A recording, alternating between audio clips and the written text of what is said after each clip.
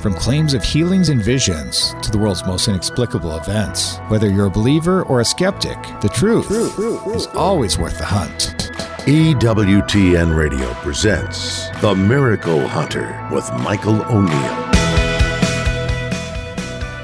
Welcome to the Miracle Hunter radio show on EWTN Radio. This is Michael O'Neill. I'm the Miracle Hunter. Well, we had a big feast day this past week, the feast day of Our Lady of Mount Carmel. By my accounting anyway, there are 4 Marian apparition feast days in the general Roman calendar: Guadalupe, Lourdes, Fatima, and Mount Carmel. So those are the big 4. And so today we'll be talking about Our Lady of Mount Carmel and what we know about that devotion that sprung up with the brown scapular. We'll be speaking today with Father Jeffrey Kirby, author of the book Journey to Mount Carmel. We'll also be speaking with Dr. Mark Miravalle. There was big news in the apparition world this week when we saw the official negative statement coming out from Rome related to the Lady of All Nations, those alleged apparitions that have been reported coming from Amsterdam. And after many years of approval, we've now seen something that is a condemnation. And so Dr. Mark Miravalle, professor of Mariology from Franciscan University at Steubenville, and big devotee to the Lady of All Nations, will try to break that down for us, just exactly what it all means, that statement that rolled out just this past week. Check out on EWTN my television series, They Might Be Saints. We look at the life of Blessed Solanus Casey. So that's this Wednesday, July 24th at 9 a.m. Eastern Time. And Solanus Casey was known far and wide as the miracle-working Capuchin from Detroit, and his beatification was attended by 60,000 people at Ford Field in the year 2017. I'll be examining his simple yet remarkable life. And also check out my other show, Explore with the Miracle Hunter. That's on Saturday at 6 p.m. Eastern Time. We'll be taking a trip to the famed ruins of Pompeii, where I'll be exploring the life's work of Blessed Bartolo Longo. And he is known as the Apostle of Mercy, and there were many miracles that are associated with this story as well. And so that's Explore with the Miracle Hunter, Pompeii, airing on July 27th at 6 p.m. Eastern Time. Later in the show, we're going to be looking at the 365 Days with Mary project, Our Lady of Zocueca in Spain from the year 1808. And the might-be saint of the day is Blessed Gregorio Lopez, who lived from 1542 to 1596 in Spain, and his feast day is today. And the question of the day: has the Vatican ever flipped a positive judgment into a negative one? I'll try to answer that one later in the program. Let's take a look at the miracle news. We do this every week where we talk about the miracles happening all around the world and those things that relate to miracles. And there was big news again coming out of the Dicastery for the Doctrine of the Faith ever since they released the new norms for judging Marian apparitions just a month or two ago. They've been reeling off a number of judgments. We'll be talking today with Dr. Mark Miravalle about the recent statement that came out related to the Amsterdam apparitions, but there was another one that just came out related to the Holy See giving its okay to Our Lady of the Rock in Calabria in Italy. And that's Nostra Signora dello Scoglio in Italian. In 1968, Mary purportedly appeared to 18-year-old Cosmo Fragomeni, and he asked asking a chapel to be built on the site. And the Dicastery of the Doctrine of the Faith, the DDF, has authorized the devotion linked to the Italian shrine of the Madonna dello Scoglio, Our Lady of the Rock, located in Santa Domenica de Placanica in southern Italy. The Calabrian Diocese of Locri-Gerace made the announcement on July 16th of this past week. In less than a month, this is the 4th case of apparitions in which the Dicastery has officially pronounced itself since the new norms for investigating supernatural phenomena came into force. In a letter dated July 5th and ratified by Pope Francis, Cardinal Victor Manuel Fernandez, prefect of the DDF, confirmed the nihil obstat pronounced by Bishop Francesco Oliva, the head of the Diocese of Locri-Gerace, in which the shrine is located. The Catholic faithful are therefore authorized to make pilgrimages to the shrine and hold spiritual events there. So this is in line with the new norms issued on May 17th for the study of supernatural phenomena in the Catholic Church, apparitions, revelations, etc. Bishop Francisco Oliva has asked the DDF to give its opinion. According to these norms, it's up to the former Holy Office to give its final approval after the diocesan investigation. And the DDF agrees with the bishop's positive report.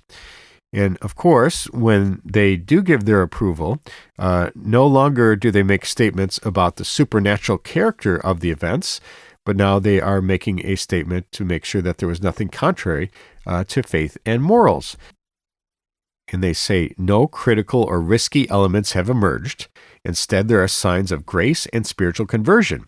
Notes the prefect, Rome's nihil obstat does not, however, declare whether the events relating to the spiritual experience in question were supernatural or not, nor does it imply any judgment, either positive or negative, on the lives of the persons involved in this case, the letter states. And the dicastery recommends that the bishop exercise constant vigilance so that there may be no manipulation of persons, undue financial gain, or serious doctrinal errors that could cause scandal, harm the faithful, or undermine the credibility of the church. So that's this brand new decree coming out of Rome. Our Lady of the Rock is the latest in pronouncements coming out of the dicastery for the doctrine of the faith. Let's take a look at Catholic Pub Trivia. We do this every week where we ask a trivia question and give out a prize to the winner that writes in the fastest with the correct answer. Now, last week, the question was, what was the first canonization in history with outdoor seating at the Vatican? And the answer to that question was Maria Goretti's canonization. And it also featured the first homily not in Latin at a canonization mass. And writing in with the correct answer was Paula Thiessen from Andover, Kansas. She's the winner of the image of the Faces of Mary. And this week, the question is, what was the first Marian apparition approved this century, whose status of approval still stands? The question is, what was the first Marian apparition approved this century, whose approval still stands? And of course, we're talking today about Our Lady of All Nations, whose approval happened in 2002, but that just got overturned. So we're wondering what the next one is, the oldest one from this century, where the approval still stands. If you think you know that answer and want to win the prize, the image of the Faces of Mary, send me an email to questions@miraclehunter.com, and maybe you've got the right answer, and answers and winners will be posted on the show page on miraclehunter.com. We need to take a short break, but when we come back, we're going to be talking with Father Jeffrey Kirby about Our Lady of Mount Carmel. Stay with us for that. Now, back to the Miracle Hunter on EWTN. Here's Michael O'Neill. Welcome back. You're listening to the Miracle Hunter radio show on EWTN Radio. This is Michael O'Neill. I'm the Miracle Hunter. A couple of years ago now, I was in England and Ireland filming episodes for the Explore program on EWTN, and it's always a fun thing to get to go to some of the places of the origins of these various devotions. And of course, with the feast day of Our Lady of Mount Carmel just upon us this week, I think it's always interesting to think about that brown scapular and think about where did it come from, and where do we have that devotion from anyway, and what do we know about Our Lady of Mount Carmel and St. Simon Stock, the visionary in this case. And so it's a great time today to connect with Father Jeffrey Kirby. He's the author of Journey to Mount Carmel, a 9-day preparation for investiture in the brown scapular of Our Lady. Welcome back to the program today, Father Jeffrey Kirby. Thank you, Michael. It's good to be with you. It's great to have you back. And I think this is one of the major Marian feast days of the year. I think if we focus on miraculous ones especially, we have Lourdes, Fatima, Guadalupe, and Mount Carmel as the big four in our general Roman calendar. So it's always a big deal when this comes up every year. And so, but I think it's pretty fascinating, the idea of Mount Carmel, and we have the devotion as it sprung up, and perhaps the apparitions that were said to have occurred in Aylesford in England. What's the connection that we have between Mount Carmel and Our Lady? Yes, it's beautiful, and to give just some highlights, Old Testament times, Mount Carmel was the place of the prophets. It's where people went to wait and listen for God. Early in our tradition, hermits began to assemble around Mount Carmel to continue this Old Testament tradition, and now the New Covenant to have this time of prayer, encounter with God. And those hermits really were there on Mount Carmel. They were a spiritual powerhouse in the life of the church. Powerful mystical visions, most of which are not recorded. We know that they became very close to Our Lady, especially under the title Stella Maris, Star of the Sea. In fact, the parish church on Mount Carmel to this day is called Stella Maris. Huh. In the course of the church's history, the hermits felt a call to go out into the entire church. And this was in the 13th century with the mendicants, so the beggars, like the Franciscans, Dominicans. The Carmelites were right there, and so the Carmelites, feasting hermits who became friars, began to preach. And one of those esteemed friars was St. Simon Stock, who in England received that powerful vision of Our Lady, where she entrusted the scapular to him and said that anyone who were to die wearing the scapular would be assured eternal life. And that it's so important, and that's where we get the brown scapular, and that's the connection to Mount Carmel. So I always tell people when they put on the scapular when they're invested that this is a call to wait and listen for God. This is a call to be consecrated to Jesus, to Our Lady, and it has a powerful, rich spiritual tradition in our way of life as Catholics. Absolutely. We're talking today with Father Jeffrey Kirby about Our Lady of Mount Carmel and the brown scapular. His book is called Journey to Mount Carmel, a 9-day preparation for investiture in the brown scapular of Our Lady. And what do we see the connection between England and Mount Carmel? How did they end up there in England which obviously set the stage for this apparition to St. Simon Stock? But what caused the movement in the first place from the Holy Land? Yes, I would say it goes back to the prayer of those hermits, those early Carmelites there at Mount Carmel, who in their prayer felt a call to a new charism, a new way of life. Definitely during the third century, the Holy Spirit was bringing a great reform to the life of the church. And the Carmelites felt a call to be a part of that. So yes, as surprising as it is, we can think of Francis in Italy, and we can think of Dominic in Spain, and you think, well, and then there's these hermits over in Mount Carmel in the Holy Land, and yet in that we can see that this really was the move of the Holy Spirit. So the hermits felt it's called to be mendicants, and that's what really led them throughout Christendom at the time, is of course to establish houses in England, and St. Simon Stock was one of the friars there in England. And so, as peculiar as it might initially sound, the idea of, Mount Carmel, the Holy Land in England, right. Once we look at the movement of the Holy Spirit and really the openness and the docility of these hermits to take on a whole new way of life that would eventually find them all throughout Europe and the world and in England, that set the stage for Our Lady to appear to St. Simon Stock and to entrust the brown scapular to humanity. That's right. And what do we know about St. Simon Stock? What was his charism, or what was he doing at the time when Our Lady appeared to him and entrusted him with this brown scapular that he took upon himself to spread? What do we know about the man, St. Simon Stock? Yes, regrettably we don't know much, but I will say this, that we can just fall back on the Carmelite way of life and know that this is a man who was living the Carmelite way of life, a man who was waiting and listening to God. And honestly, Mike, I think that's a real challenge to us today, is the brown scapular is that call to slow things down, to wait and to listen. So St. Simon Stock obviously was preaching the gospel. He was living the life of prayer of the Carmelites. He was the leader of one of the Carmelite communities there in England. We know that he had some academic background. So, many additional aspects. But I just want to go to the heart that Simon Stock was a humble servant of Our Lady who sought to live the charism of Mount Carmel, to wait and listen for God. Let's talk a little bit about the concept of a scapular. We might see the official brown scapular as being this very large cloth, almost like an apron, that's worn over the shoulders, and hence we get the name scapular from that. And then people on a more personal level or outside of orders would wear, these smaller scapulars. What is the concept behind putting this scapular around one's neck to focus their faith?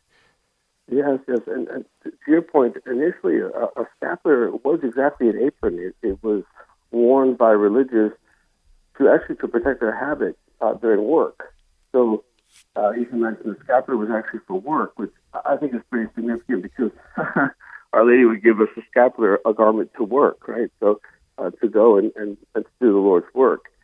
And the idea of the scapular initially was to protect the habit, which was blessed. In the course of time, it became a part of the habit, and it became a symbol because it was worn over the shoulders. The word scapular comes from the Latin word for shoulders, as we mentioned. That it was worn over the shoulders, and so it became symbolic of the yoke of the Lord. So, the Lord says, take my yoke upon you and learn from me. And so the idea that the scapular became this yoke, and as you mentioned, it started in religious life, and then an abbreviated version was given to the baptized. And now all of us can wear a version of the scapular. And again, that image of consecration to Jesus, to Mary, the idea of taking on the yoke of the Lord, being reminded that we are following the way of the Lord Jesus. All these are signs and lessons of the brown scapular. And let me say, Michael, I think that the scapular is needed in every age, but especially in our age of secularism, when the world is trying to tell us every day that God doesn't exist, I think the brown scapular is particularly important. I think the signs and wonders that manifest to us God's presence, those can oftentimes be dismissed by a secular age. When we're wearing the scapular, we're being reminded that God is real. He is continuing to work among his people. There are powerful signs and wonders that show us his presence. And so I think the scapular is particularly important in our age today. Absolutely. We're talking today with Father Jeffrey Kirby about the brown scapular. And I think your book, Journey to Mount Carmel, a 9-day preparation for investiture in the brown scapular of Our Lady, is the perfect book for people who are interested in getting to know about the scapular and the devotion, and also preparing them. Tell us a little bit about how your book is organized and what it would do for a person who opened that up as they prepare for the brown scapular. Yeah, so by our tradition, a person is only invested in the brown scapular once in their life. And that investiture needs to be taken very seriously. There's also the opportunity to do an annual devotional re-investiture in the brown scapular. That's an opportunity as well to assess our relationship with the Lord, to assess our discipleship. And so my book was basically drafted, drawing from the spiritual treasure of the church. And I went with 9 days. We all know 9 days as Catholics, the novena, and just organized 9 days of preparation, drawing from the baptismal promises, because that's the heart of our faith. Everything that we do depends on our baptism in Jesus Christ. And so drawing on those baptismal promises and kind of stretching them out, there's 6 promises, I stretched them out over 9 days. And I also drew from the Carmelite tradition, the broader spiritual tradition of the church, and I wanted to propose some type of preparation. I will say the Carmelite order has no official preparation for the investiture. So this was just an act of love, an act of devotion on my part to try to provide a help. Because, Michael, I'll tell you here at my parish, our scapular mass on East Our Lady Mount Carmel is huge. And this is a major spiritual event in my parish. And so those 9 days of preparation were drafted initially just for my parishioners. And I thought, well, let me throw it out there and see if this can help other people. And it seems to be taking off, and people seem to find it helpful. Wonderful. And as we wrap up the interview today, I know this is an older devotion, perhaps, but it's sort of gaining steam again. You see a lot of people turning to the brown scapular now, even in our modern world. Tell us a little bit why the timing for this is as good as ever in today's modern world. Yes. Regrettably, there was a misapplication of Vatican II, and a lot of our sacramentals disappeared, including the brown scapular. And now, in more contemporary times, we see that there's a renewed understanding of what Vatican II was actually teaching, which was use the devotional to explain to the faithful what they mean, so that there's no threat of superstition. And because of that, we're seeing a real explosion of devotion to the brown scapular and our other sacramentals. I call it the great comeback. And I think now more than ever, we need those sacramentals. We need the brown scapular because our age is getting aggressively secular. And so we need all the help we can get as believers, in the midst of the world, to be reminded of God's presence, to have that encouragement to lift our minds and hearts to God in prayer. And so I think the Brown Scapular is particularly needed now more than ever. Absolutely. The name of the book is Journey to Mount Carmel, a 9-day preparation for investiture in the Brown Scapular of Our Lady. Father Jeffrey Kirby, thank you so much for joining us on today's program. And where can people go to either pick up this book or to find out more about you and your work? Yeah, sure. So thank you for this opportunity to talk about the Brown Scapular. And resources, frkirby.com is my website. And then I'm also on Twitter, on X, at Father Kirby. And those are the best places. And then there's resources for prayer and spiritual life. And then, opportunities if anybody would like to get this book or any of my other books. Wonderful. Well, thank you so much, Father Jeffrey Kirby, for joining us on today's program. God bless. That was Father Jeffrey Kirby, author of Journey to Mount Carmel, a 9-day preparation for investiture in the Brown Scapular of Our Lady. If you don't already wear a brown scapular and you're interested in figuring out how this all works, this is the book to get. So check that one out, Journey to Mount Carmel, from Father Jeffrey Kirby. We need to take a short break, but when we come back, we're going to be looking at the question of the week. Stay with us for that.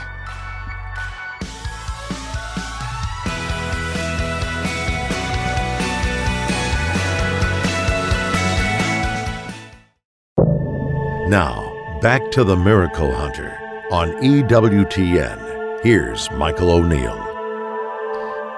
Welcome back. You're listening to the Miracle Hunter radio show on EWTN Radio. This is Michael O'Neill. I'm the Miracle Hunter. I love getting your questions. People write in from around the world with questions about miracles happening in today's world and those that have happened centuries ago. We got a really good question this week from Kathleen. Kathleen asks, Dear Miracle Hunter, has the Vatican ever flipped a positive judgment into a negative one? Thanks, Kathleen. Of course, traditionally, when we talk about Marian apparitions and the judgments that are rendered by the dicastery for the doctrine of the faith, typically we've seen 3 categories of approval. Constate supernaturalitate, which is established as supernatural, non constant, which is not established, which is kind of a maybe, and constate non, which is established as not supernatural. That's the negative one. And so the question is, has it ever been the case that the Vatican has approved an apparition, Lourdes, Fatima, Guadalupe, something similar, and then later changed its mind and said, just kidding, and turned it into a negative statement of constate non? Now, it's a good question, and I think we have some very rare cases, things like going the other direction from Divine Mercy had a negative judgment from the Vatican at some point that later became positive. Padre Pio had some restrictions on him that were lifted. So we've seen this in some very rare cases of going from a previously negatively judged situation to a positive one. But has the Church ever reversed course and said positive one is no longer positive? From my study of this and my off the top of my head, it seems to me that that's never happened before, where the Church said, of course it's believable, and then it said, no, it's actually not believable. So I'm pretty sure that has not happened in the history of apparition approval.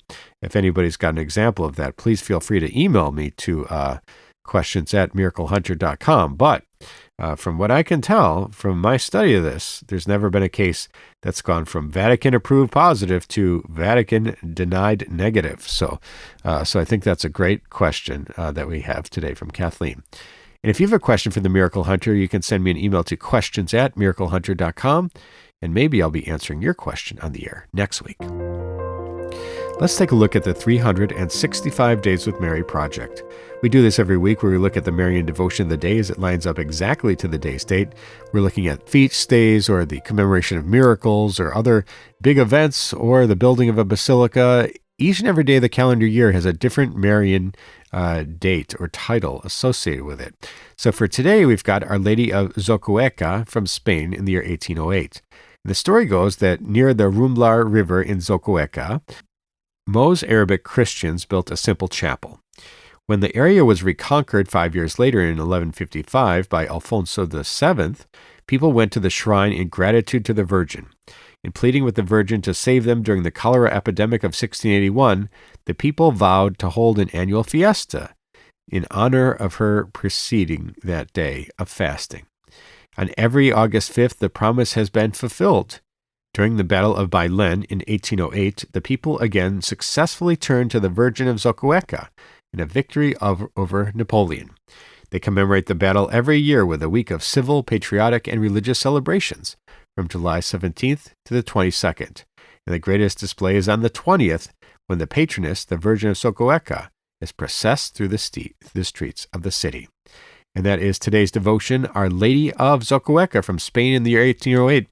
For more information on this fascinating devotion, or any of the hundreds of other Marian devotions from around the world, you can connect to the Facebook page of 365 Days with Mary. You can pick up the book, download the app, or go to the website, 365dayswithmary.com.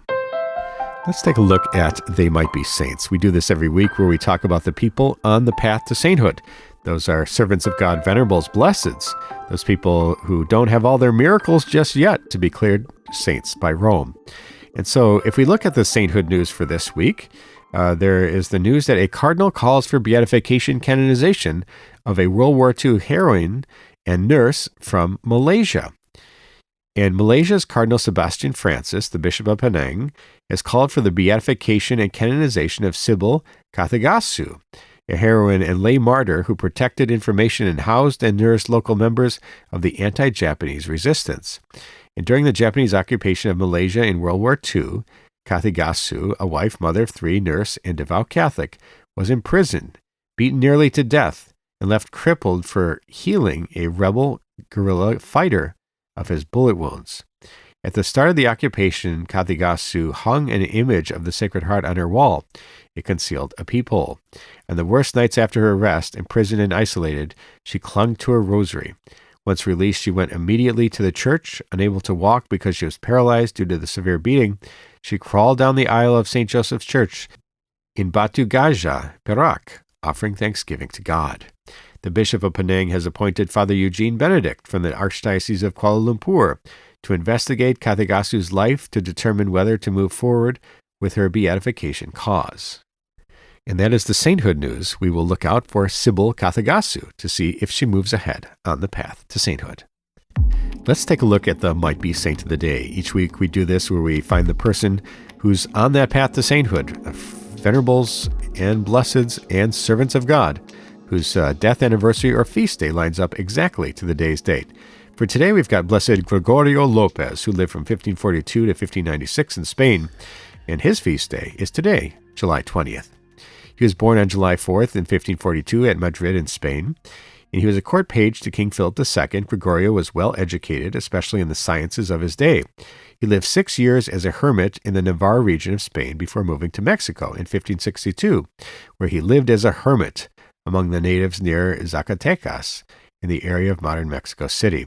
Because he was being sought out for spiritual guidance by local people, the Archbishop of Mexico City had him examined for fidelity to the faith. The bishop and his priests were impressed with the man's knowledge, piety, and wisdom. This only increased the number of people who sought him out. So Gregorio withdrew to the small village of Santa Fe, where he lived in his remaining days in solitude. Devotion to him is widespread throughout Mexico, and his canonization cause has been pursued since 1620. And he died on July 20th, 1596, near Mexico City, of natural causes. And that is Blessed Gregorio Lopez. With one miracle, he will be called Saint Gregorio Lopez. And that is the Might Be Saint of the Day. And for people who want to tune into the television series They Might Be Saints, where we look at the Americans on the path to sainthood, they can connect on Wednesday, July 24th at 9 a.m. Eastern Time to They Might Be Saints' Blessed Solanus Casey. He was known far and wide as the miracle-working Capuchin from Detroit, and his beatification was attended by 60,000 people at Ford Field in 2017. I'll be examining his simple yet remarkable life. That's They Might Be Saints, Blessed Solanus Casey, on Wednesday, July 24th at 9 a.m. Eastern Time. We need to take a short break, but when we come back, we're going to be talking with Dr. Mark Miravalle about the brand new Vatican statement, a negative judgment against the Lady of All Nations. Stay with us for that.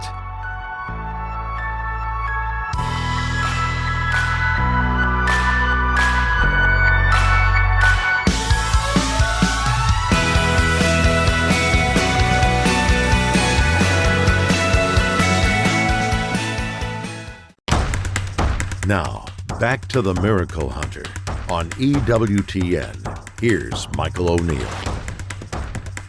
Welcome back. You're listening to the Miracle Hunter radio show on EWTN Radio. This is Michael O'Neill. I'm the Miracle Hunter.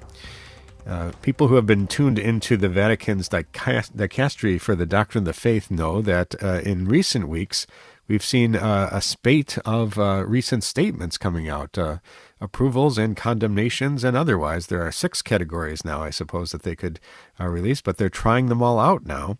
And we've saw one with Rosa Mystica last week, and now this week we saw a new statement that came out from Our Lady of All, related to Our Lady of All Nations, those apparitions that were claimed in Amsterdam. Ida Perdeman was the visionary in that case.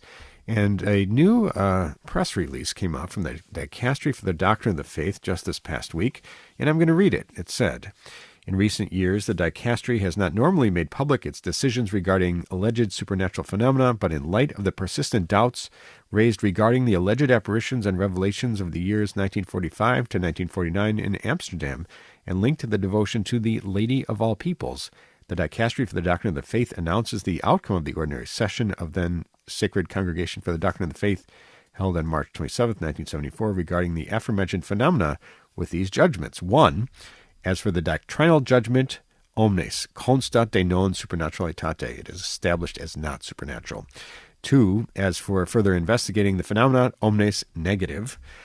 And these decisions were approved by the Holy Father Paul VI during the audience granted to the prefect of the Sacred Congregation for the Doctrine of the Faith with Cardinal Seiper on April 5th, 1974.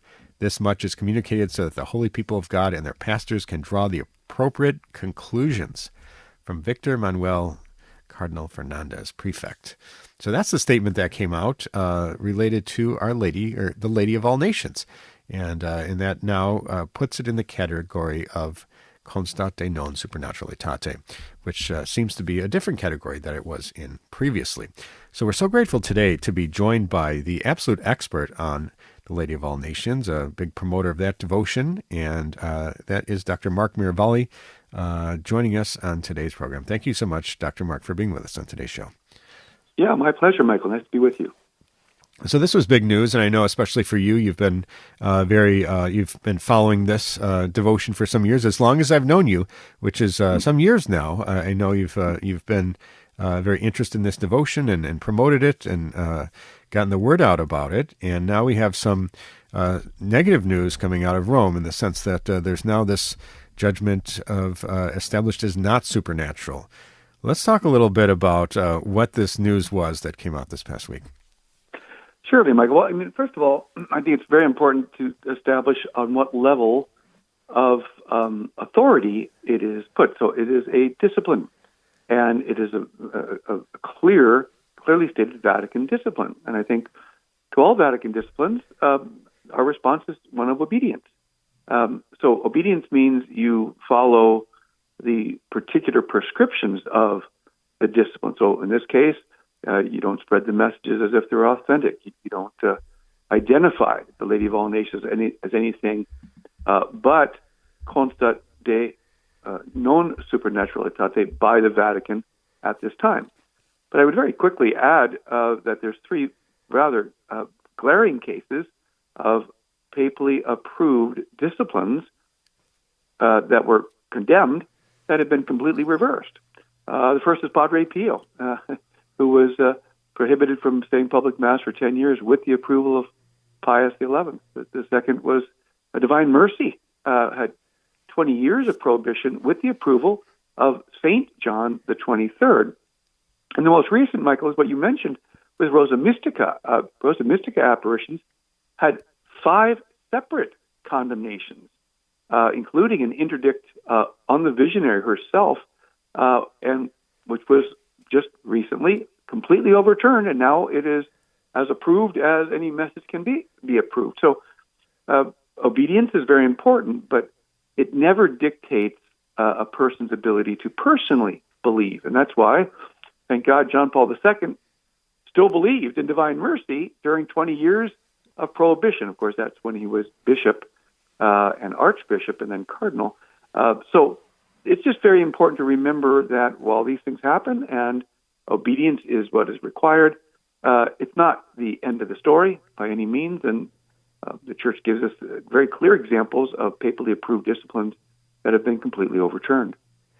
Absolutely. And we've seen with the release of the new document, and the last time you were on the show was a couple of weeks ago or a month ago, we talked about the new norms that were released.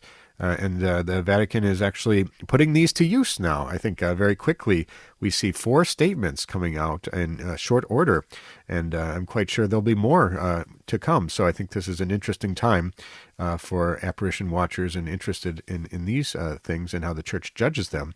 But what do you see as the motivation for this coming out now? I know in the press conference and perhaps even in the document, the Lady of All Nations was referenced specifically previously, so we kind of expected there was going to be something coming out related to it. But what do you see precipitated this?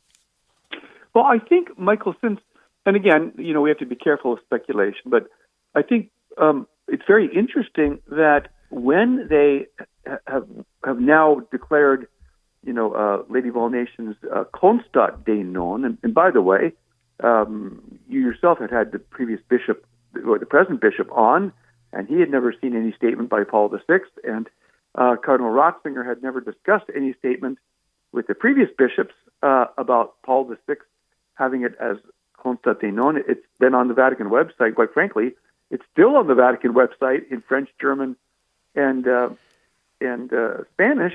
Yeah, I was just going to say, on my Miracle Hunter site, I'm still linking to the old one, or I had been, and it has the old formulation on there. So, and they're different. Yeah. Explain why that's significant.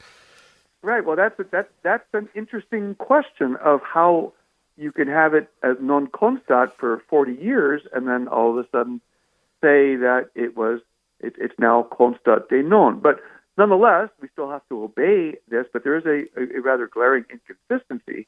And to clarify for the listeners, non constat is a maybe. It's a needs further study, perhaps, and the constat de non is the definitely not category. So for those people who are wondering about that Latin, it's very different when those two statements come out. Yes, indeed. So non constat means the supernatural character has not been established. Sometimes called the Gamaliel category. If it's of God, you can't stop it. And so in some cases, it's a wait and see category, but it always implies that there's something in the reported apparition that's legitimate enough that prohibits or that has the authority not give it a constat de non. So most apparitions that are approved go through a non-constat period. The constat de non is declaring it to clearly not be supernatural.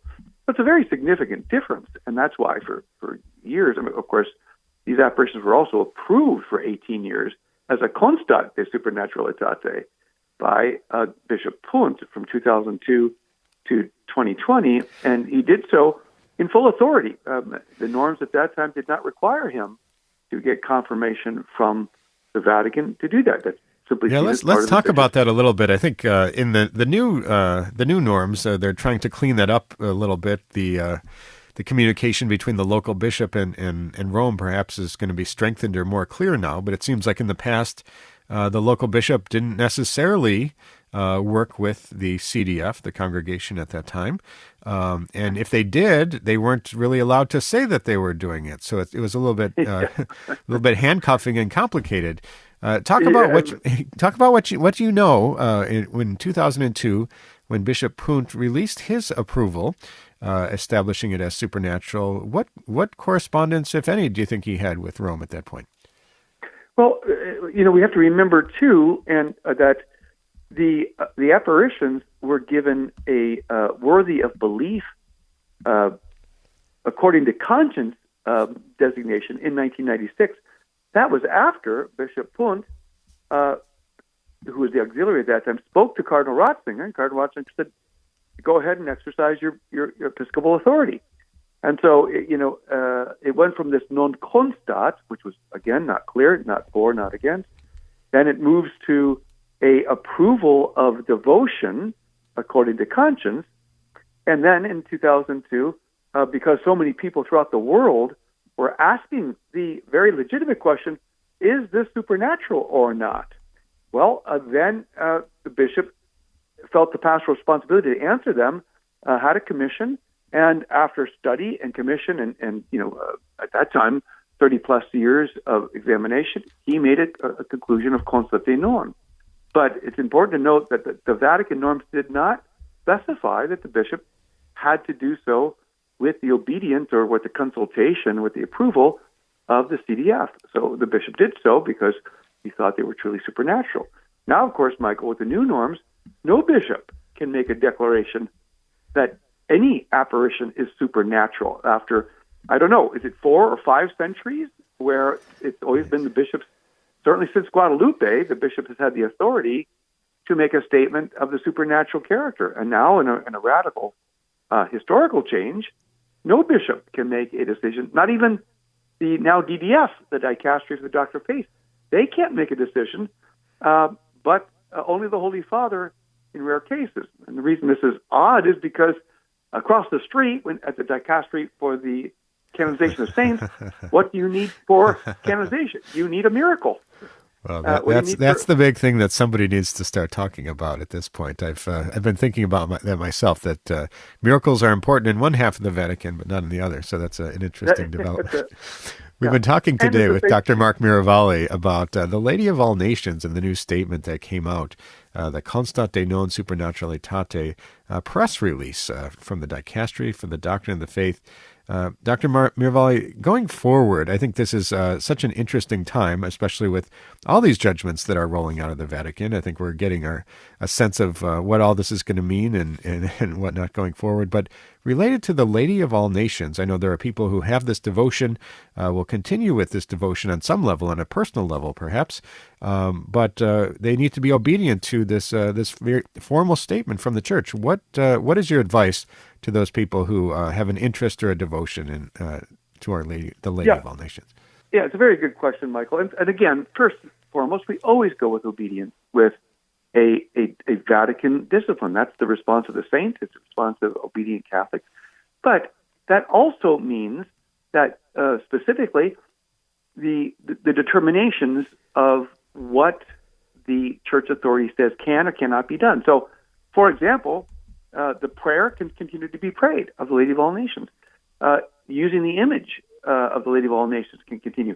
Prayer days in honor of the Lady of All Nations, that all can continue because that's what has come forward from the local bishop in his December 30th, 2020 decisions. What now cannot be done at this point is you can't make reference to the apparitions as being non constat anymore because they have now said it's constate non, and so we have to obey that.